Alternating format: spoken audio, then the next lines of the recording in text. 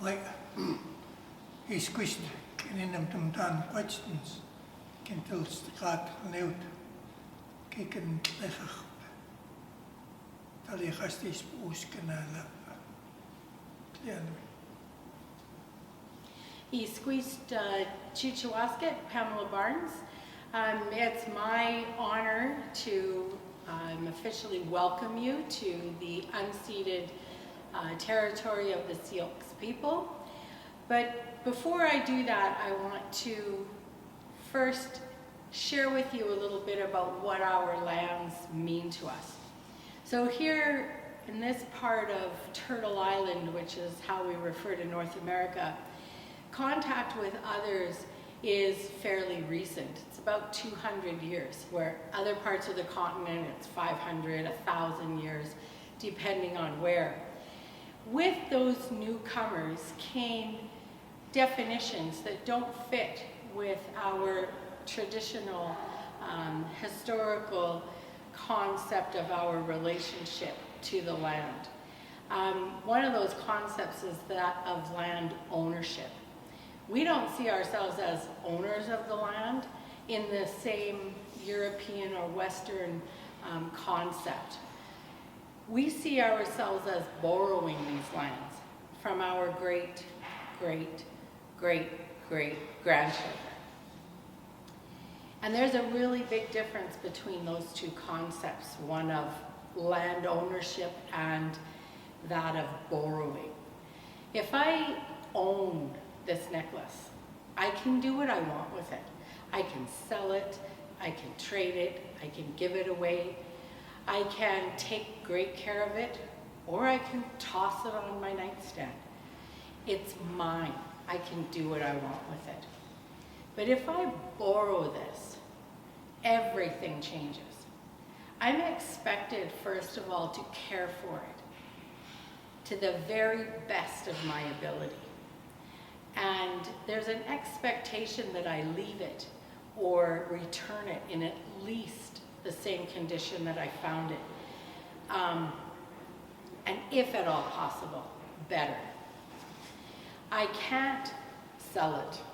I can't trade it, and I can't give it away. It's not mine to do that with. In our worldview, we recognize that we're here for only a moment in time.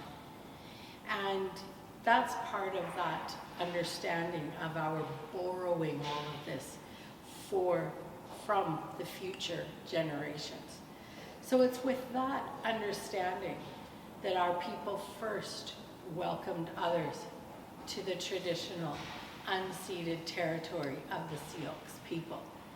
And it's with that understanding that today I invite you and welcome you to the unceded territory of the Sioux people, with the gentle reminder that none of us, including ourselves, are doing the best job that we can to take care of this for all of our children, grandchildren, great-grandchildren, and so on and so forth.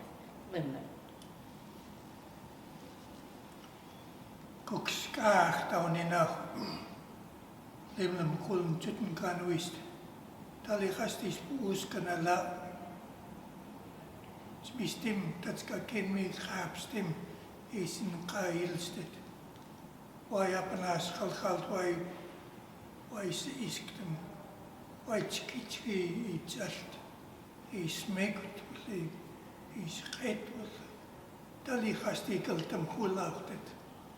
Why is naksil why wistis ulusami te jajatstem te spikalt witsem te spitlem uslapana why pechamel ikel stikeltet ikel nkwasti is mekt wel tali hast koala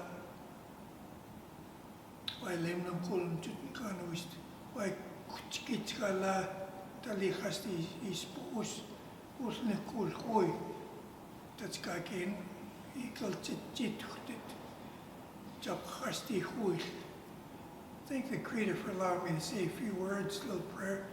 You know, the things that we do, we do with a kind heart and an open heart. We'll welcome you to our territory, to our land. You know, at this time of year, you know, the rains have come, the snow has come, and that's very good for the land.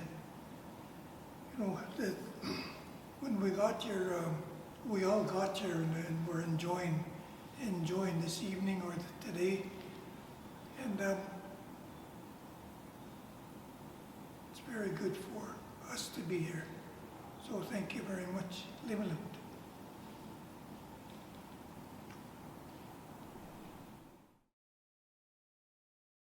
Hello, everybody. Thanks so much for joining us on this lovely Thursday evening. My name is Victoria Verge, and I'm the Education Coordinator of Adult Programming here at the Kelowna Art Gallery. And on behalf of the Board of Directors and staff, I would like to thank you all for joining us. And I'll begin this evening's talk by, of course, acknowledging that the land on which the gallery stands is the unceded traditional territory of the Okanagan Silk people. Tonight, we are kicking off a brand new lecture series that's in association with our newest exhibition, Bombhead.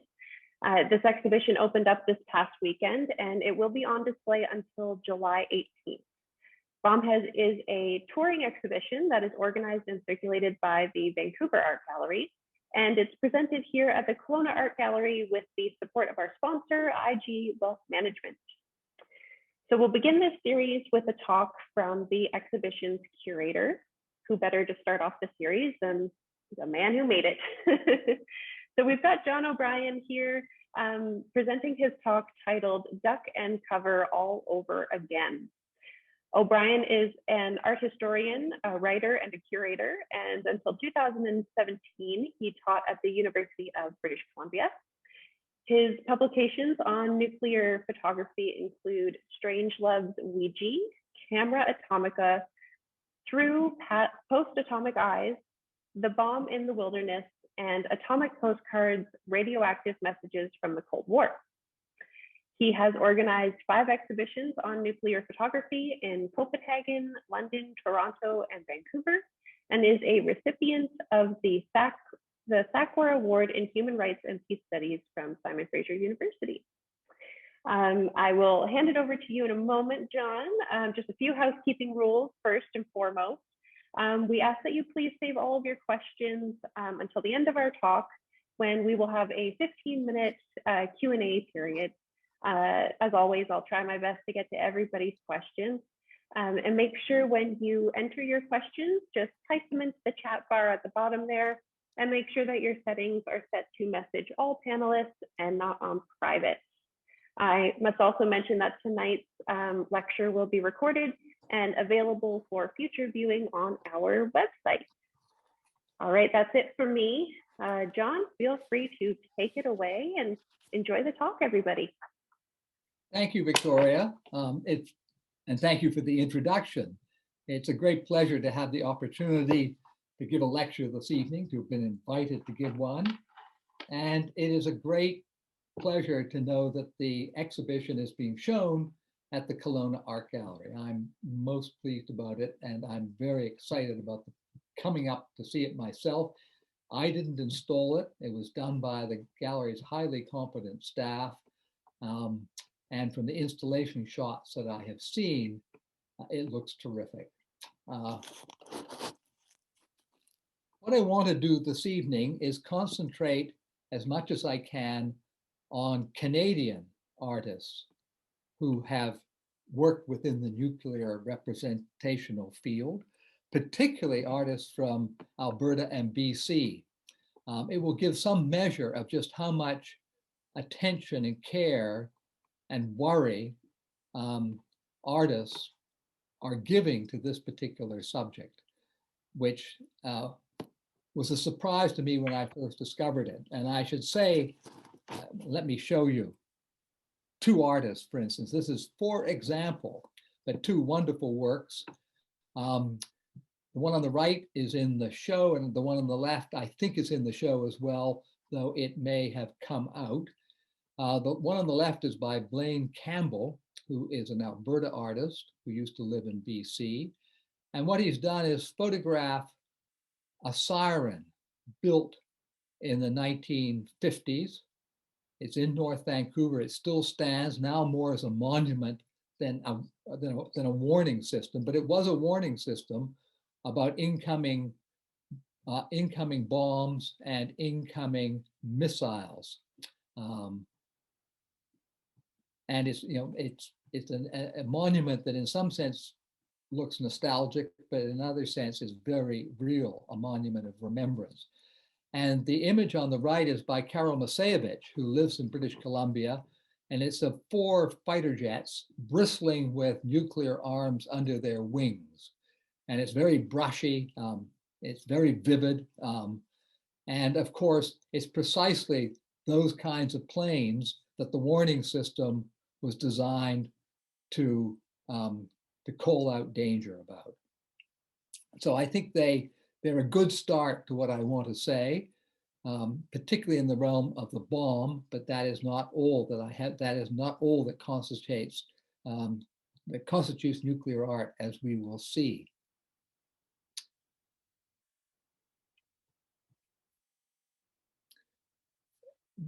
When the siren went off,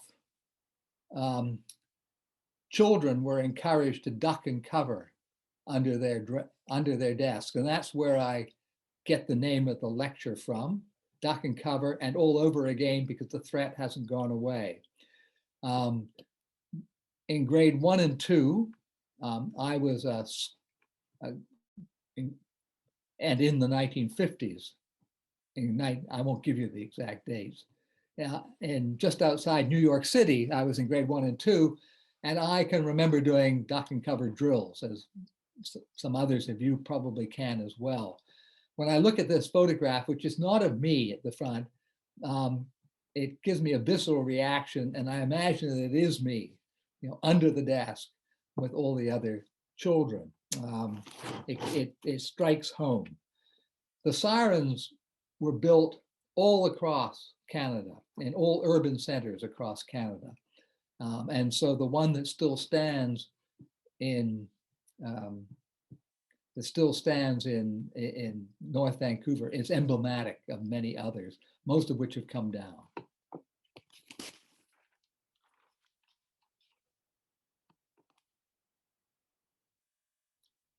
So it's not me peering out from under the desk, but earlier this week, when I did an interview with Phil Johnson on CKFR, I think, CKFR, about the Kelowna exhibition, he asked me when I first became interested in nuclear representation. Well, it wasn't then. It wasn't until the early 2000s.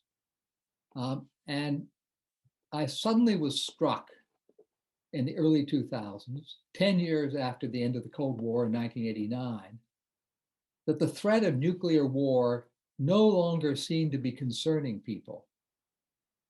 And yet, the doomsday clock was moving closer to midnight.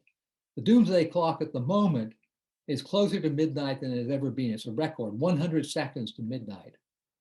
And that is because there are arsenals of bombs still with a proliferating number of countries, huge arsenals, of course, with Russia, the US, China, India, Pakistan, Britain, France,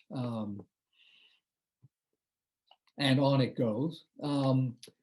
And nuclear artists were also making work at that time. And I thought, well, there's a disconnect here. There's a discrepancy between public attitudes and fears and worries, and the flashing red represented by the work of artists and by scientists who calculate where the hands of the clock, the doomsday clock, should be.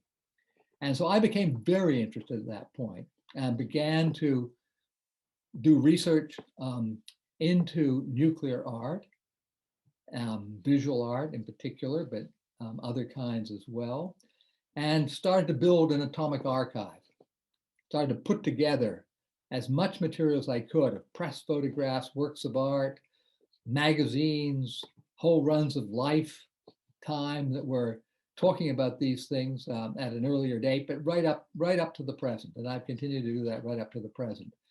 And that's an archive that is going to the National Gallery, about which I'm pleased. Because it's one of the major ones of its kind around, and it's provided the source of so much of what I couldn't find elsewhere. So I told Phil that, and then he asked me a series of hard questions that I did my best to answer, and I'll try to answer some of those here as well. And where better to begin than starting with Hiroshima itself. Hiroshima and Nagasaki are sort of the primal events of the nuclear era. This is a tree in the Peace Park that survived the bombing. The photograph is by Katie McCormick, a Toronto artist who has done a series of photographs of trees, surviving trees. The trees are like the hibakusha. The hibakusha were those who survived the bombing of Hiroshima and Nagasaki, but like the trees, are deeply scarred by it, many of them deeply disfigured. And the trees were disfigured. And so the trees are deeply revered in Japan, supported with posts. This is one of the least damaged, but you can see the sort of skin grafting that's occurred on it. And then the little yellow notice towards the bottom tells you what it is. It's a very powerful series in which the trees take on, intersect with humanity in a very powerful way.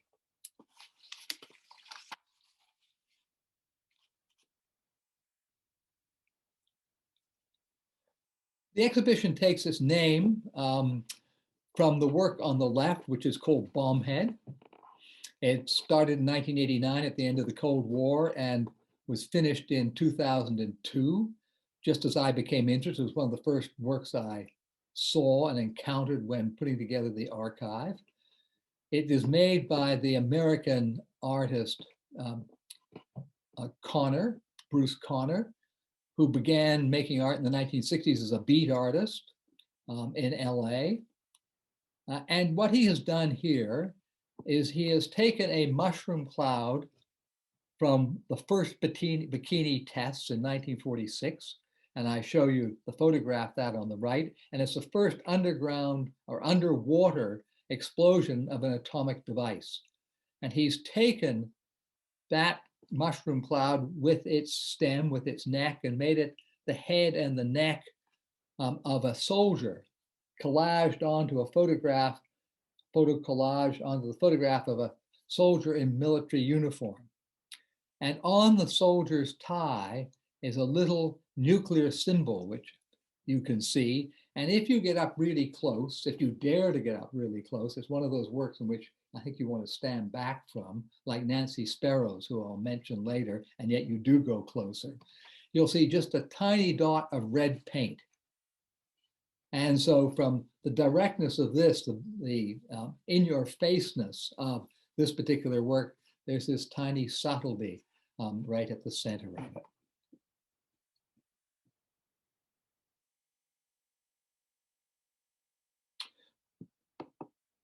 What more? I could keep talking about this forever, but I won't, or we won't get through. So I'll keep moving. But the temptation is to keep talking about it. If anybody has questions about it, let me know. So that's something fairly direct. This is something quite subtle, because what radiation does to people or to animals or to environments is quite visible, but radiation itself is invisible, tasteless, odorless, touchless. It's invisible. And so this raises a question for artists, and a really big question for artists. How do you represent it? And the artist Andrea Pinheiro, who is now in Ontario but was in British Columbia, grew up and practiced here as an artist, did her training actually in Alberta, has done a photograph which she calls Hot Damn Black Veil. It's from 2013. And she's taken a photograph of a uranium tailings dam. So up above the top of what you see behind the trees is, and that's a dam, are tailing ponds. And tailings from uranium mining, from mining uranium ore, is 6 times more toxic than uranium ore itself. So how does she show that toxicity? Well, very subtly, she makes her photograph quite dark. So the dam that is hot, radioactively hot, is veiled. And she says that's a black veil. And so she puts the two together in a subtly evocative photograph that is one of the works that's published in Through Post-Atomic Eyes that Victoria mentioned. I should say that when I first met Andrea here and invited her into my classes on things nuclear and violence, or really generally photography and violence, she was building a little cloud chamber to see how, how molecules moved in an environment that was slightly nuclear. So she has a very scientific cast of mind as well as being an artist. Another work that is in the exhibition in Kelowna, and here seen in the first iteration of the exhibition at the Vancouver Art Gallery, is a work by Erin Siddell, who's going to be speaking later in this series. She calls a film of 14 minutes that she made following the Fukushima meltdown. She calls it Fukushima Half-Life. She was married to a Japanese, speaks Japanese, visited this area where her husband's parents were. She'll say much more about this, I'm sure. And so returned there, after she was living in Vancouver at the time, to film the edges around the exclusion zone of the nuclear meltdown of reactor number, of the 3 reactors at Fukushima. And like Andrea Pinheiro's photograph, although this is in movement, there's something slow about the piece. She does long takes in the film. The camera moves slowly. You see very few people, obviously, at the edges of the exclusion zone. And nature is running riot. Some fields are being planted, but you see bamboo waving. And it gives a sense of the change that has occurred in the area following the meltdown.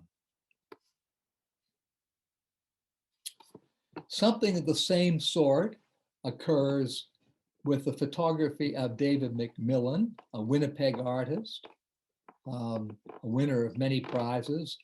Recently, a book of his work on Chernobyl, which is what this is. This is a children's hospital. Was published by Siddell in Germany. And he has returned. He had first visited the site as soon as he was allowed to, and still not the site where the reactors are, because that's too hot, but the area around. This is the town of Pripyat, where most of the workers lived, some kilometers away.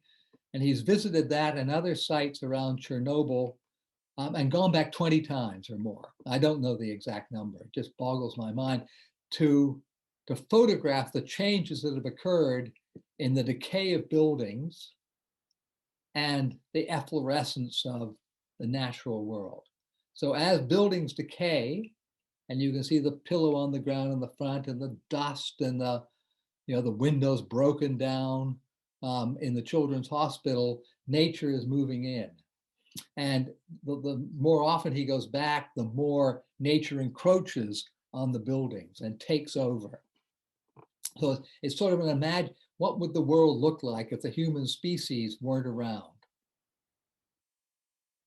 That's one question amongst many that the photographs allude to.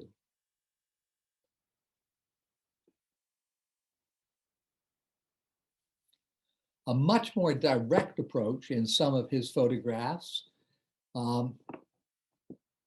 is done by the artist, the photographer Don Weber, a Canadian who is the first Canadian ever to be invited as part of the famous Magnum photo agency.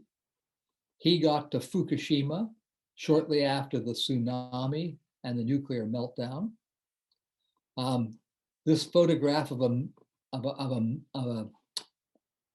dead man face down in the mud is of someone who was killed by the tsunami, not by radiation from the nuclear reactor. But when you put the title Fukushima on it, which he does with all his Fukushima photographs, we are unable to separate the tsunami from the meltdown. And so the catastrophe of the tsunami, which is not man-made, which is natural, joins the catastrophe of the meltdown of the 3 nuclear reactors, which were caused by the tsunami because the water turbines and compressors for circulating cold water, seawater, into the turbines was too low and got flooded by the tsunami. So again, a catastrophe which would have killed, the double catastrophe, but we are unable now, it seems to me, to separate them. They're indivisible in our minds. And when I look at this, I cannot not think about the reactor, even though the death of the figure is caused by the tsunami.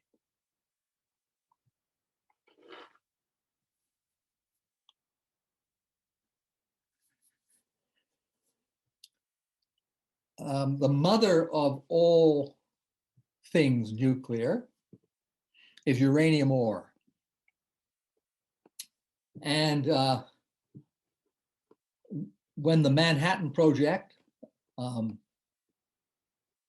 a tripart organization with Canada, Britain, and the United States, most of all the United States, when it was doing its work to build a nuclear reactor, to build a bomb during the Second World War, Canada began shipping uranium ore, and you see the uranium ore in the sacks on the right in a photograph by Richard Finney, taken at Port Radium on Great Bear Lake, close to the Arctic Circle, from the mine at Port Radium, getting ready to be transported, each labeled, as you see. And it was transported down to Port Hope, Ontario, for initial refining, and then on to Oak Ridge in the United States, or Hanford in the United States, and Washington, just south of all of us in this province, in Washington State, for further refining at Hanford into plutonium, and at Oak Ridge into uranium fissile materials. In the photograph on the left, the Montreal artist Robert Del Tredici photographs Joe Blondin Jr. Of the Satu Dene people, standing on a rocky knoll overlooking abandoned sacks that were used to carry uranium ore. The Satu Dene were the main carriers of ore across Great Bear Lake for transportation further south to Fort McMurray, and then on by train to Port Hope, Ontario. The sacks you see on the right is what they were carrying down to the boats, and then on the boats across the lake, and then on to other barges going south. And the Satu Dene did not know what the uranium was for. They didn't know it was going for bombs. They didn't know it had toxic properties. they sometimes slept on the bags. And they suffered terribly from cancer as a result. So here Detritichy is going up and bringing these two together. Well, I brought these two together, but doing a whole series of photographs about that tragedy.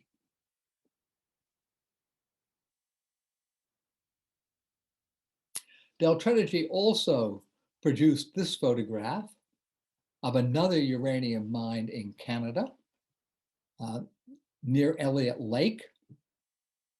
Canada was the largest producer of uranium in the world from the time of the Manhattan Project through until very recently. It had the richest mines, it had the most numerous mines, particularly in the Northwest Territories, in Saskatchewan, and in Ontario. There were some in other places as well. And this is another dam, another tailings wall that you see behind this dead vegetation,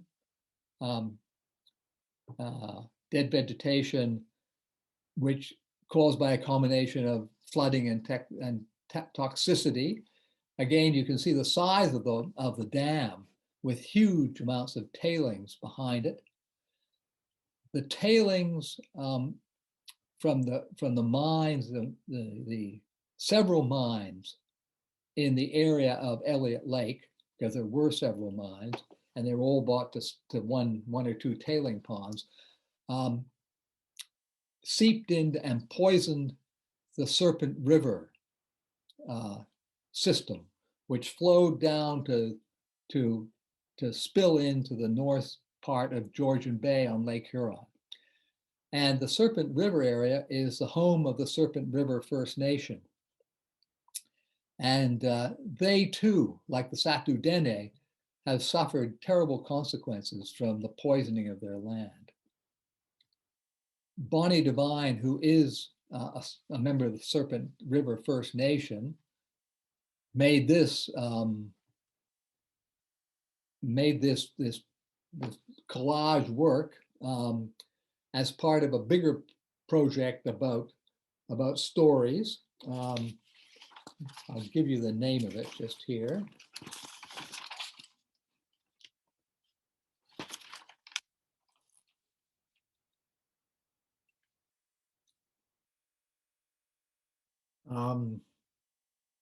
So I should say that the name of this particular photograph by Detritichy, which I used on the front of my most recent book, which is called The Bomb in the Wilderness, Photography, The Bomb in the Wilderness, Photography in the Era,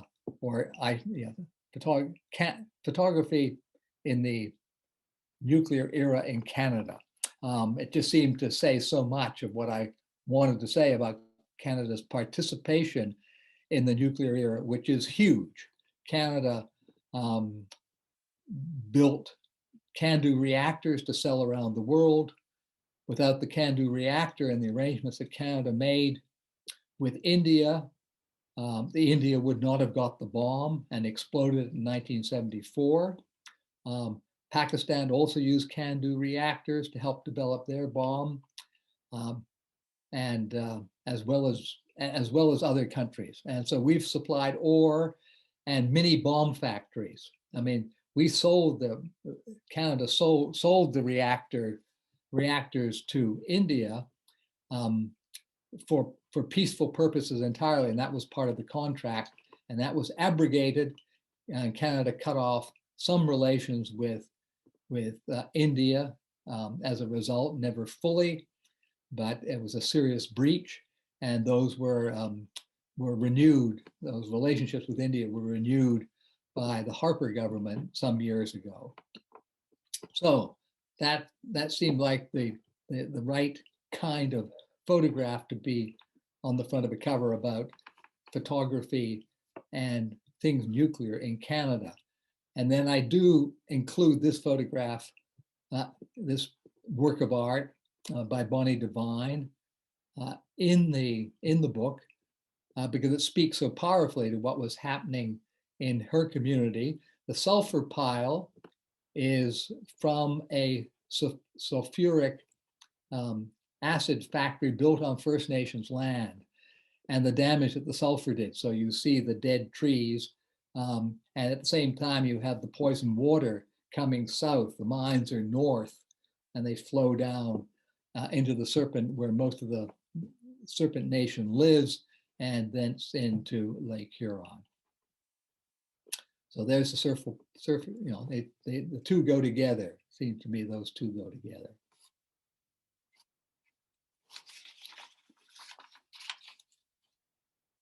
I want to go back to, for the last half dozen slides I have, go back to the bomb, back to where it all began. Many of you may recognize the iconic photograph on the left. It is of Paul Tibbets, who is waving from the cockpit of the Enola Gay, the B-29 bomber made of aluminum that contained the atomic bomb called the Little Boy bomb, as he was about to leave to drop it on Hiroshima. The Enola Gay, his plane was named for his mother. And you'll see that he's got a smile on his face. He always, he talked often about that bombing mission and other posts that he'd held during the Second World War and after. What you see on the right is a very recent work by the Vancouver artist Richard Prince. It is a scale model of the B-29, the Enola Gay, done absolutely to scale, and it's in honor of an uncle of his who was in the war. And it is to be hung. I've got it upside down here on the carpet, on a carpet, to photograph it, rather than in situ, because it's never been shown in situ, and I hope it will be very soon. I think it's a very remarkable work. The aluminum of the plane matching the aluminum of the Enola Gay, the sort of mechanical but not mechanical template of the model linking up to the everyday look of this, of the Enola Gay as you see it in the photograph on the left.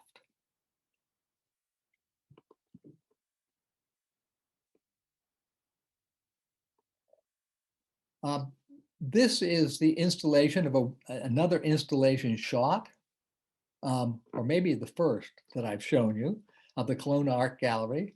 That's why it looks terrific.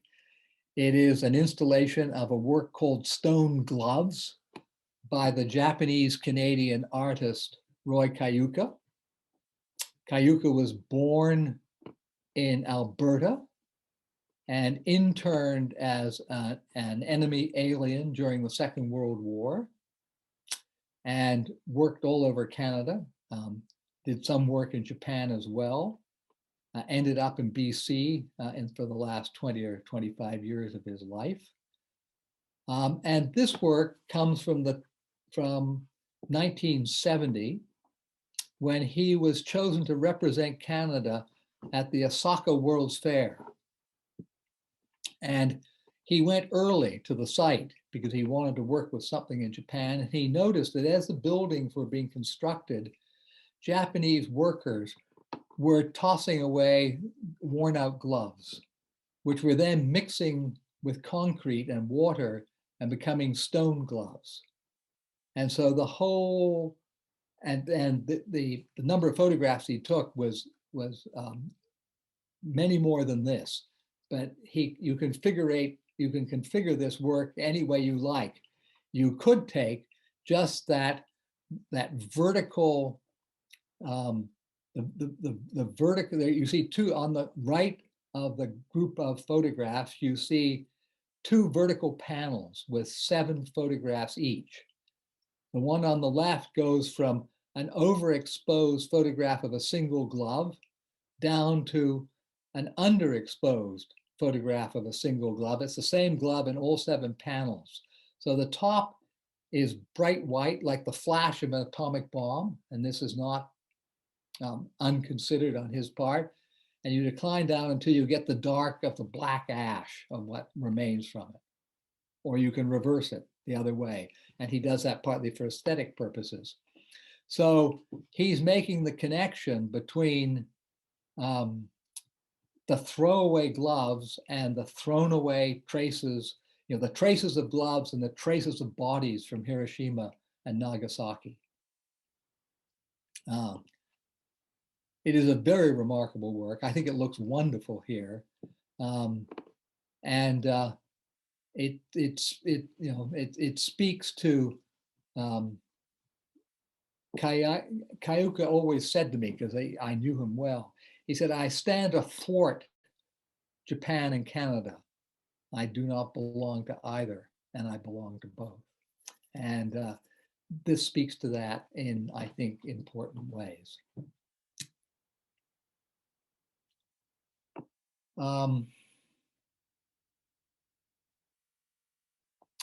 Test sites. Another feature of nuclear art isn't just the bomb. It isn't just uranium mining. It is test sites. It's the building of new reactors. It is protest. So I want to end with test sites and protest. This is not part of a protest.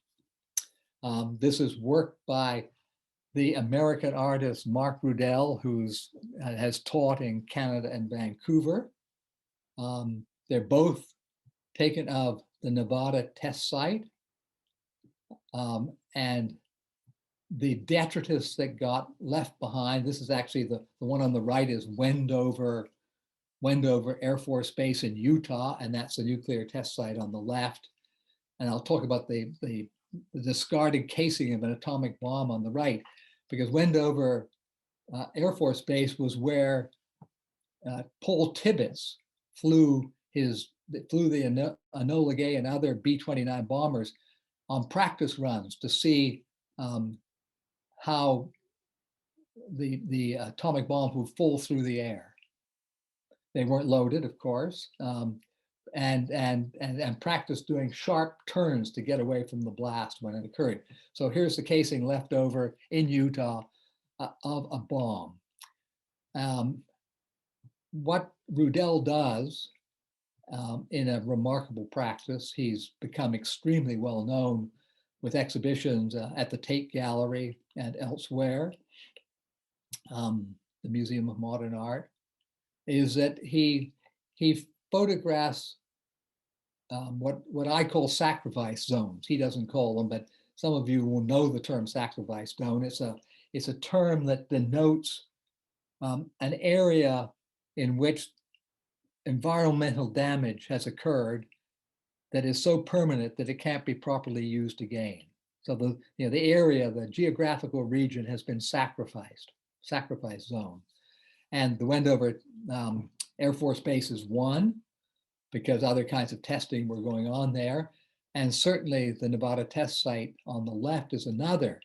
And these benches in a piece called The Witnesses, the photograph is called The Witnesses, were for dignitaries that wanted to watch the tests that happened further down in Yucca Valley beyond this. This is on a slight rise, and it's situated so the prevailing wind is at the backs of the dignitaries watching with black goggles the testing below, the nuclear weapon testing below.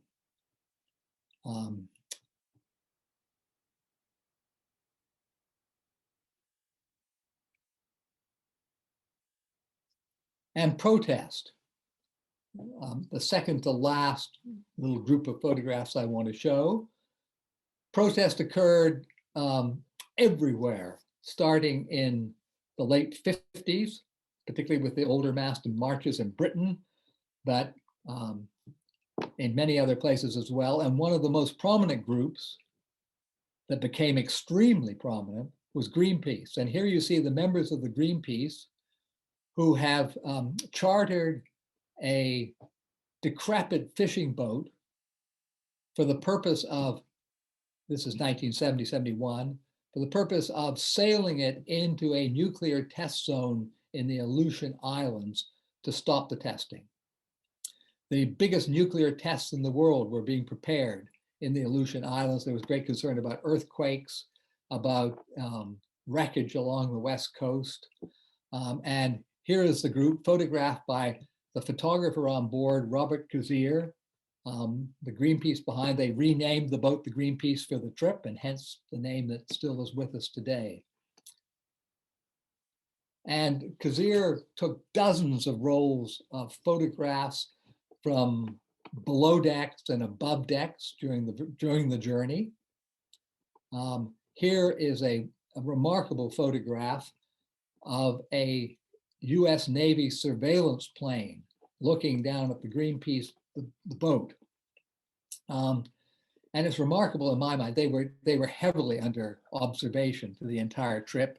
And in the end, they were unable to get to the site, but the protest was so great from what they did, from the bulletins they were constantly sending out, the photographs that were being published, is that only one test ever took place up there, and it is now a bird sanctuary. So that Greenpeace had a major effect, which is what helped them to continue afterwards. But here, what Kazier is doing, he's tracked, the boat is being tracked by the US military, but in turn, Kazier is tracking the plane that is tracking them. So it's a reciprocal photograph of the tracked and the trackee. Both are trackers. The second to last photograph, the installation of work by Nancy Sparrow at the Kelowna Art Gallery. Sparrow was a feminist, a remarkable artist. These were done in the late 60s, at the same time as the Vietnam War. You see mushroom clouds in them. They look fairly innocuous from here, but as you get closer, the gouache paintings, which are large for gouache, of rape, the bomb, and blood all together, are deeply powerful. You can almost feel the blood leaking through the back of the paper supports for the drawings that she does. I once served on that doesn't seem the right way. I sat on a panel with Nancy Sparrow and her husband, Leon Golub, talking about representation and violence. And I was so much in awe of them, I had virtually nothing to say. So here I'm chattering on to you, but that was an occasion where it was wiser to keep my mouth shut in the presence of two remarkable artists.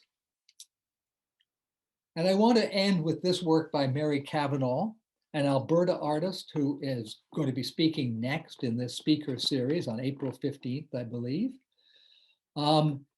It's a photograph of a woman and a man in anti-radiation gear. The white helmets and the regalia, you just see the white helmets, the two of them looking deadpan at the camera out of the plexiglass visors of their helmets. And this gear has been made by the Canadian military and others to protect people, particularly against nuclear radiation and biochemical warfare. And so it suggests that maybe protection is possible. But the artist knows, as I know, and most of you will know, that there's nothing that is foolproof against nuclear threat or against biochemical warfare. The gear promises a new Eden, but that is not something that we can ever get back to. Thank you.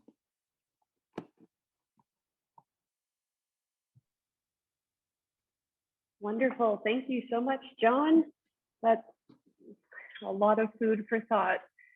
Thank you for mentioning Mary's talk. like John said, coming up next. So mark your calendars, April 15th. So now is a great time if anybody has any questions for John or queries, anything at all, please type them into the chat bar and I will verbalize your questions and we'll get you some answers. Oh, I've got a question here from Andreas. They say, thanks for the talk. Wondering if you have any comments regarding so-called dark tourism. Do you feel that some of your curated images fetishize disaster and catastrophe? What, in your opinion, defines our captivation with these sites, especially the sacrifice stones that you described near the end of your talk? Also, did you, in fact, mention what you believe the red spot of paint signifies in the Bruce Conner Bombhead work? It's a two-part question. Yeah, and very good questions, particularly the first part that you went through. The red dot is what you want to make of it, but to me it signals danger or blood. But he never commented on that. Okay. The question about dark tourism is an extremely good one. I have real problems with dark tourism, which isn't so much about visual representation, but I'll get to that, as the kind we've seen here, works of art or photographs. It's about visiting sites in Cambodia, the killing fields, and staying there in a nice hotel, or about going to the Nevada test site. Not to make works like Aaron Siddell has done, or to take a photograph like Mark Rudell, but in fact to go and tour around it. It's a really tough question, because in one sense, there's tourism and tourism.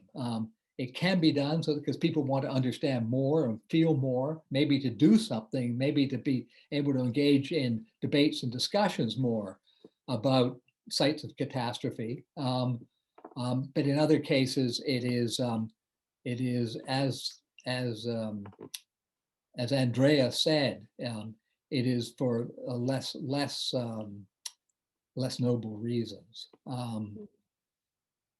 I think when it comes to visual art, I hesitated to show the photograph of the dead figure from the tsunami at Fukushima. And I decided to do so because I wasn't showing anything else quite like that. And I thought, that stood for one pole of what was, or maybe not for some people, acceptable in representation. And it was the only one of that kind that I showed. Other works are very strong, but a painting by Nancy Sparrow is on a different scale than that because of the form of representation done by hand that it is. I don't know whether that fully answers the question, but I hope it goes some way to doing so. Absolutely, thank you. We did have Mary Kavanagh. She tuned in and she said thank you and wonderful lecture as always. I've got a question from Lizanne, and she says, thank you, very insightful. What has public reaction been to these exhibits? Is that something you could speak to maybe? I can. It's been a surprise for every venue that's had them. so a surprise to me, but the fact that I've been invited to do 5 and 10 year period, I started working on some of them sooner, doesn't make it quite so compressed. But for instance, in London, we had a relatively small show called After the Flash, and Wired did an article, Salon did an article. I was on television and radio. The Guardian did 20 photographs from it. And the same thing happened with Camera Atomica. And in fact, all the shows. There's been a very large reaction in the form of very large numbers of people coming to see the shows. So they've been extremely well attended. When I was giving a lecture in Toronto live, they booked a hall that held 120 people. And in the end, we had to find a hall that held 600. So that shows a real interest in the topic, which suggests that there is, a shift occurring in attitudes. Certainly, well, I don't know that there's a shift towards the bomb. I still think the general public, and particularly younger people, because I've taught them and lectured all over the world on it, in South Africa, Japan, China even, they sort of see it as nostalgic in many ways. Pictures of mushroom clouds are nostalgic to them. They don't register in the present, which is very interesting, whereas radiation is something that's deeply feared all around. So the Fukushima or meltdowns tend to be much more worrying to people now, as I said earlier, than the threat of a nuclear exchange of North Korea and the United States. Yeah, and there's a lot to be said too about global worry when it comes to pandemics now and health, and the health and safety of our populations, I think, is really weighing more and more so on the mindset of individuals. And I think the subject matter to do with the nuclear era, it kind of goes hand in hand. We need to be aware of our surroundings and what exists. It does, and there's more to be worried about now. We can all imagine, an electrical short circuit in the skies that cut off all our computers, which is a very real problem. I mean, a single bomb over the United States would cut everything out. Nuclear bomb. And so there's plague. There's so many things that to be concerned about. To keep us up at night. Andreas replied here and said, thank you for your response. He also wanted to let you know that they were a student of David Mcmillan and now a friend. So he's got great respect for his work. Me too. Another question here from Gail asking, they say, while I was in Japan living with a survivor of Hiroshima, consented to take me to the museum there. She would not go with me, but gave me the time to visit. I have said since then that everyone should visit to get a picture of the results. If that is Black tourism, maybe your exhibit will do the same. More of a comment there, I think. Well, that's a lovely compliment. It's such an important museum, and it's a peace museum. It was constructed in order to encourage the banishment of nuclear weapons forever, in the site of the first dropping of a nuclear weapon on a city. And there's one in Nagasaki, and there are many peace museums around Japan, six or seven in all. So that is, through the exhibitions that I'm doing, it's part of what I hope to achieve, certainly to expose people to the issues through powerful visual art that they can then make what they will of, which is all an exhibition can do, it's all an artist can do, is to encourage a conversation, and maybe through conversation there can be some change. Yeah, absolutely. And I think what Gail's mentioning here about dark tourism, I feel like this instance in particular would be more in respect to what you've seen. So kind of walks a line, I think. It does. Mary actually has a question here for you. She is asking, have you come across much about uranium mining in the region of Bancroft, Ontario? It is often not mentioned in a quick survey of uranium mining in Canada, but there were active mines during the 1950s to the 80s. I was up there in the 1980s, not as a dark tourist, but to see the wife of the artist David Milne, who was still alive, and I was interviewing for a book that I was writing. And I went up actually in the late 70s to see her. And she talked about the mines at that time. And so did her son, David Milne Jr. So that was my introduction long before I was thinking much more about the work of David Milne and his painting places than I was about uranium mines. If I were there now, it would be different. Yeah, for sure. Thanks for the question. Yeah. Okay.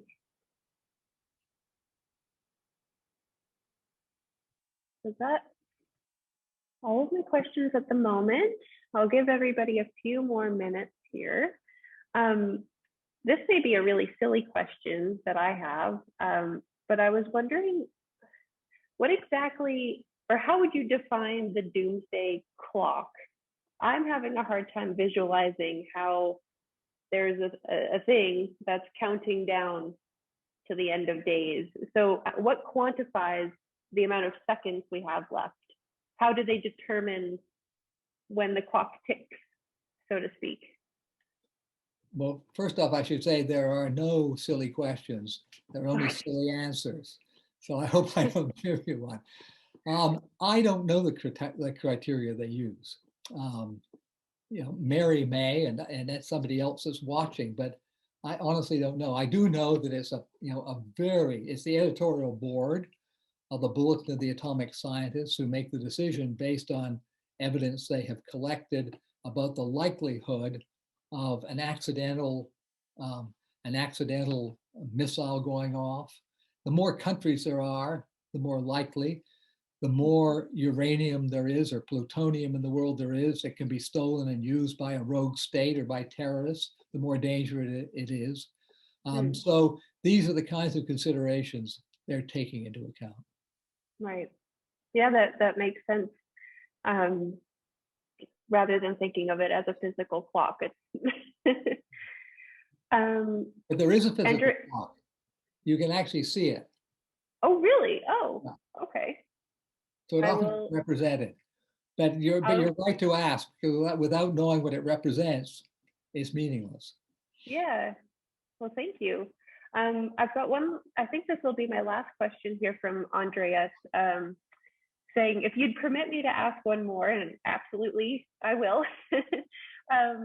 Whereas the nuclear threat has not gone away, why do we no longer practice duck and cover strategies? I think that's a really interesting question. It's because we've all become skeptics. And we both don't believe that's going to save us. But I think it's still a smart thing to do if there's a big explosion or one coming to take cover. I think another reason would be, there have been a number of articles on this. Another reason would be because it tended to traumatize children. Yeah. But covering makes a lot of sense, just the way we would from an earthquake.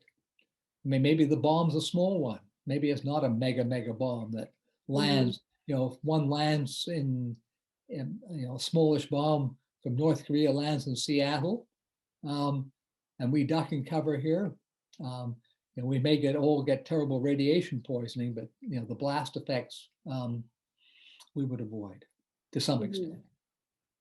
I think to a degree too, it gives that small sense of hope, maybe, that we as humans would need to hang on to. Yeah. Well, that's right. And people don't build bomb shelters very much anymore. That's true too. Yeah.